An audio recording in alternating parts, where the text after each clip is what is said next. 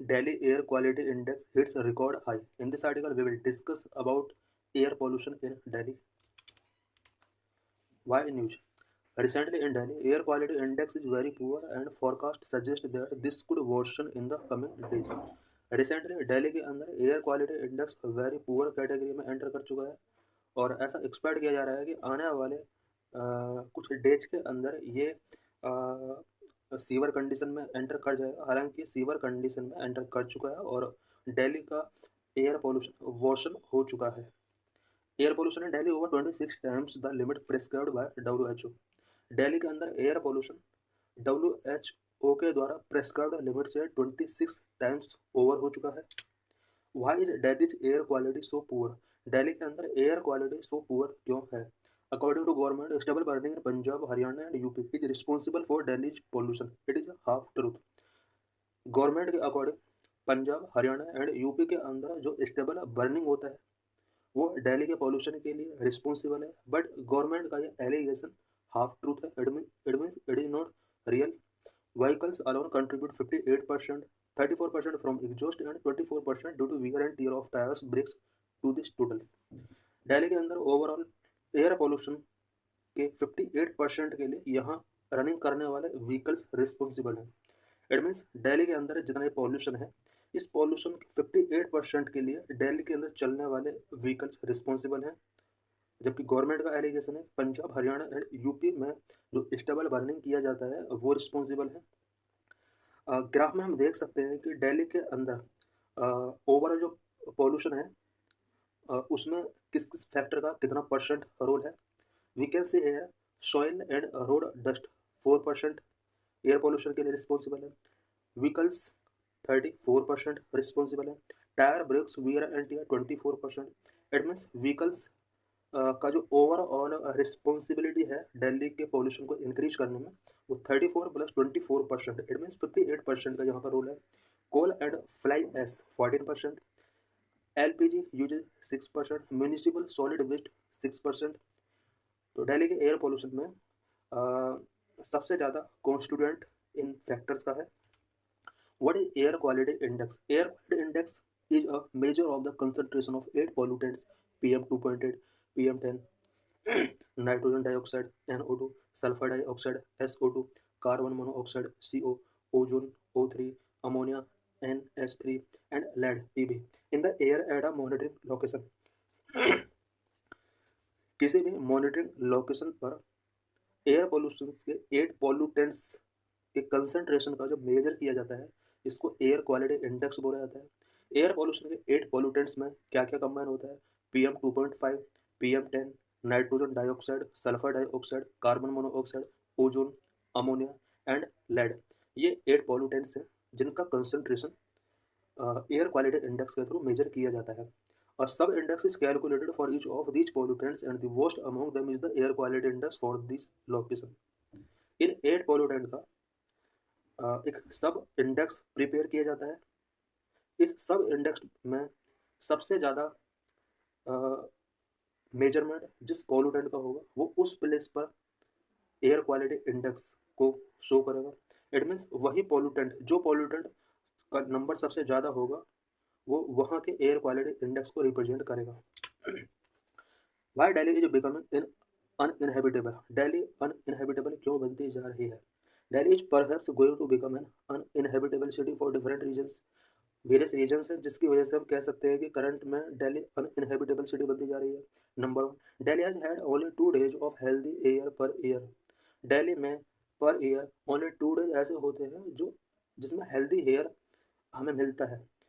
It means पूरे year में 365 days होते हैं, इनमें से ओनली 2 डेज होते हैं दिल्ली के लिए जहाँ पर दिल्ली के लोगों को हेल्दी एयर रिसीव हो पाती है। Number 2, more than half a year people are inhaling air unfit for breathing.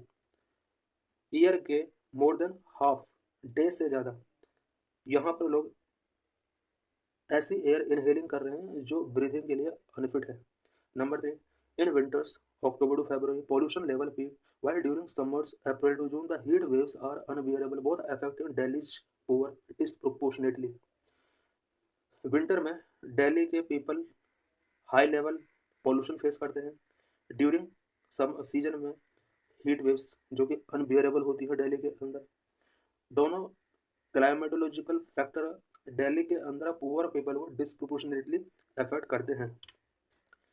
Number 4, PM 2.5 dominates the air quality index reading in Delhi, which is dangerous to health and travel to the deeper part of the lungs due to its extremely small size, the largest of which is 30 times thinner than human hair. Air pollution में सबसे dangerous pollutant जो होता है वो PM 2.5 होता है, और air quality index में इसका डोमिनेशन सबसे ज़्यादा होता है। ये इसलिए डेंजरस है बिकॉज हेल्थ के लिए ये बहुत सारे चैलेंजेस क्रिएट करता है और लंग्स के डीपर पार्ट तक ये ट्रेवल करता है, बिकॉज इसका साइज इतना स्मॉल होता है कि अगर हम कंपेयर अपने हेयर के साथ करते हैं तो इसका एक लार्जेस्ट पार्टिकल हमारे हेयर के 30 टाइम्स थिनर है। इट मीन्स हमारा हेयर का जो थिकनेस है उसका 30 टाइम्स थिनर PM 2.5 के पार्टिकल्स होते हैं, जिसकी वजह से हमारे लंग्स में ये इजीली एंटर कर जाते हैं और उसके बाद ब्लड के साथ मिक्स होकर पूरे बॉडी के अंदर ये सर्कुलेट करते हैं। What is air pollution and pollutants? Air pollution: the presence of solid liquids, gases, noise, and radioactive radiation in the atmosphere whose concentration is harmful to humans, living organisms, property, or environmental process is called air pollution. Air pollution क्या होता है? Atmosphere के अंदर solid liquid gases noise and radio active radiation का presence जब एक level से high हो जाता है, एक वो लेवल जिसमें ह्यूमन लिविंग ऑर्गेनिज्म प्रॉपर्टी और एनवायरमेंटल प्रोसेस के लिए हार्मफुल सिचुएशंस क्रिएट हो जाती है, तो इस प्रोसेस को एयर पोल्यूशन बोला जाता है। Pollutants: harmful substances in air pollution are known as pollutants. Air pollution के अंदर जितने भी हार्मफुल सब्सटेंसेस हैं these are called pollutants. Pollutants can be either natural और human made and can originate from various sources such as industrial process, vehicle emissions, agricultural activities, and natural events like the wildfires and volcanic eruptions. Pollutants की अगर बात की जाए, pollutant to type के हो सकते हैं। Number 1, natural pollutant and human made pollutant. और पॉल्यूटेंट्स वेरियस सोर्सेज के थ्रू ओरिजिनेट हो सकते हैं, सच एज इंडस्ट्रियल प्रोसेस के थ्रू ओरिजिनेट हो सकते हैं, व्हीकल एमिशंस के थ्रू ओरिजिनेट हो सकते हैं, एग्रीकल्चरल एक्टिविटीज़ के थ्रू ओरिजिनेट हो सकते हैं, और साथ में कुछ natural events such as wild fires and volcanic eruptions, इसके थ्रू भी पॉल्यूटेंट्स इंक्रीज हो सकते हैं। In 2023, India stood as the third most polluted nation globally. Last year pollution के रिस्पेक्ट में इंडिया पूरे वर्ल्ड में थर्ड टॉप नंबर पर था। इट मीन्स इससे ज़्यादा पॉल्यूटेड 2 कंट्री और हैं, जिनमें एक बांग्लादेश है। इंडिया थर्ड नंबर पे। India around accounted for 2.1 million of death attributed to air pollution. Air pollution की वजह से ईयरली इंडिया के अंदर 2.1 मिलियन डेथ होती हैं। 2.1 million means about 21 lakh death India के अंदर एवरी ईयर यहाँ पर होता है एयर पोल्यूशन की वजह से। WHO estimates that air pollution kills 7 million people every year. WHO estimate करता है कि पूरे वर्ल्ड में एयर पोल्यूशन की वजह से 7 मिलियन पीपल का डेथ होता है। 7 million means about 70 lakh people का यहाँ पर डेथ पूरे वर्ल्ड के अंदर डेथ होता है। Measurement standard of air quality index: this is tabular form of standards of air quality index and this is map of India where air quality index area is also given here. We can see here if air quality index is 0 to 50, then it may be good, and we can see that the most of the southern states belong to in good quality. If air quality index is between 51 to 100, then it is satisfactory.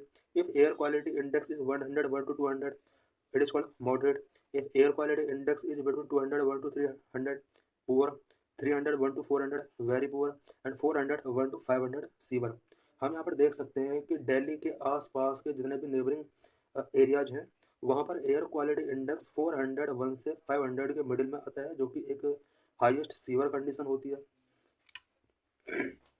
Various air pollutants: number 1 sulphur dioxide, number 2 nitrogen dioxide, number 3 ammonia, number 4 ozone, number 5 carbon monoxide, number 6 lead. Sulfur dioxide, it comes from the consumption of fossil fuels such as oil, coal, and natural gas. Reacts with water to form acetone. It causes respiratory problems. Sulfur dioxide fossil fuel के consumption की वजह से generate होता है। Fossil fuel such as oil, coal and natural gas. Water के साथ जब sulphur dioxide react करता है तो इसकी वजह से एसिड रेन जनरेट होता है, जो कि रेस्पिरेटरी प्रॉब्लम क्रिएट कर सकता है। Number 2, nitrogen dioxide emissions from road transport industry and energy production sectors. Nitrogen dioxide transport की वजह से, industry and energy production sectors की वजह से एमिशंस होते हैं। Contribute ozone and PM formation, it causes chronic lungs disease. Nitrogen dioxide की वजह से लंग्स डिसीज हो सकते हैं और ओजोन फॉर्मेशन में इसका बहुत बड़ा रोल होता है। It mean nitrogen dioxide ozone formation को लीड करता है। Number 3, ammonia produced by the metabolism of amino acid and other compounds which contain nitrogen.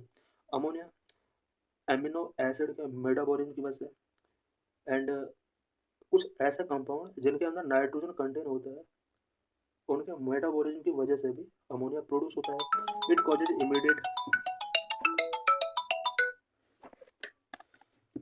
Causes immediate burning of the eyes, nose, throat and respiratory tract and can result in blindness, lungs and damage. Ammonia की वजह से immediate burning of eyes, nose, throat and respiratory tract से related problems हो सकती हैं। Ozone, secondary pollutant formed from other pollutants and under the action of the sun, it cause irritation of the eye and respiratory mucous membranes, asthma attack. Ozone की वजह से respiratory problem हो सकती है, asthma related problem हो सकती है। Number 5, carbon monoxide CO, it is a product of the incomplete combustion of carbon containing compound. Carbon containing compound का जब इनकम्प्लीट कंबशन होता है, यानी कंप्लीटली वो बर्न नहीं हो पाते, तो इसकी वजह से कार्बन मोनोऑक्साइड जनरेट होता है। Impacts are fatigue, confusion, dizziness due to inadequate oxygen delivery to the brain. इसकी वजह से फैटिग, कन्फ्यूजन जैसी प्रॉब्लम्स हो सकती हैं, बिकॉज ब्रेन को इनएडिक्वेट ऑक्सीजन डिलीवरी होता है, जिसकी वजह से डिजीनियस प्रॉब्लम फेस पर्सन कर सकता है। Number 6, lead PB, release as a waste product from extraction of metal such as silver, platinum and iron from their respective ores. जब ओर्स से मेटल्स का एक्सट्रैक्शन किया जाता है, उस टाइम पर वेस्ट प्रोडक्ट के रूप में ये रिलीज होता है lead. ores such as silver ore, platinum, iron ore, impacts anemia, weakness and kidney and brain damage।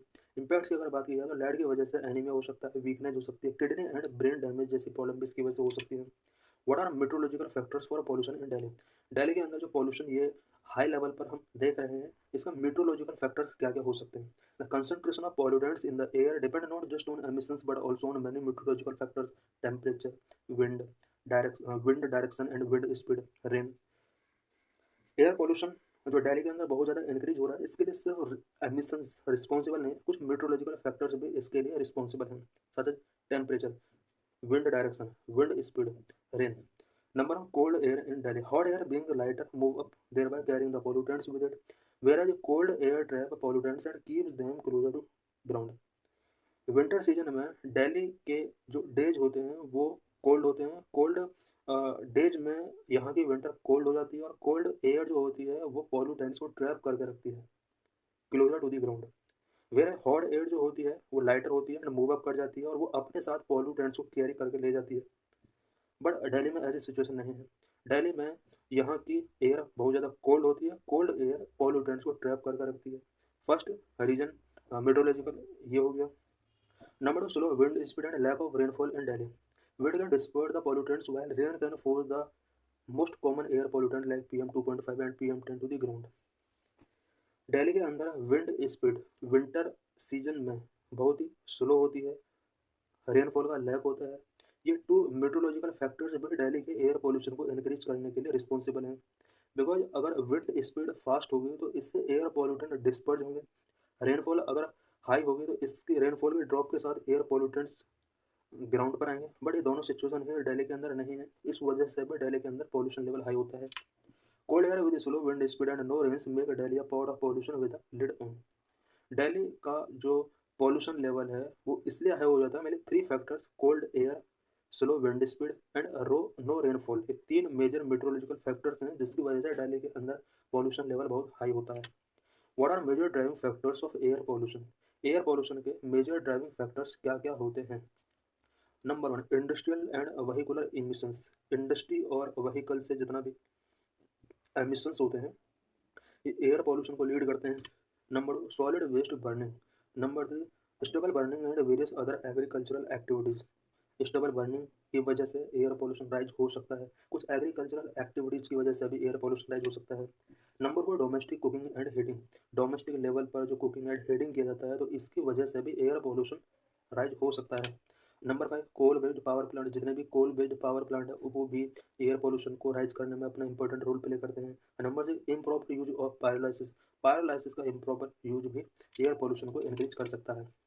Number 1 industrial and vehicular emissions, carbon monoxide CO, nitrogen dioxide NO2 and the non methane volatile organic compounds are the primary pollutants from vehicles. Vehicles की वजह से बहुत सारे pollutants generate हो सकते हैं such as carbon monoxide, nitrogen dioxide and non methane volatile organic compound. ये सारे पॉल्यूटेंट्स व्हीकल्स की वजह से एमिट होते हैं। Industries like sugar, paper, iron and steel, cement, fertiliser, copper and aluminium contribute to emit PM, SO2, sulphur dioxide, nitrogen dioxide and carbon dioxide. बात अगर industries की जाए, इंडस्ट्रीज में specially sugar industry, paper industry, iron and steel industry, cement industry, fertiliser industry, copper industry, aluminium industry, ये सब PM, sulphur dioxide, nitrogen dioxide and carbon dioxide release करते हैं। Currently, road transport account for 12% of India's energy-related CO2 emissions and is a key contributor to urban air pollution. Urban air pollution को rise करने में की contribution carbon dioxide emissions का है। ये जो carbon carbon dioxide emissions specially अगर road transport से की जाती है, इट मीन्स सबसे ज़्यादा रोल रोड ट्रांसपोर्टेशन का है अर्बन एरियाज में एयर पोल्यूशन के लिए। एनर्जी रिलेटेड CO2 एमिशंस जितना भी होता है उसमें सबसे ज़्यादा कंट्रीब्यूशन रोड ट्रांसपोर्ट सेक्टर का है। Solid waste burning, according to the energy and resource institute TERI, the Energy and Resource Institute report, India generated over 62 million ton of waste in a year.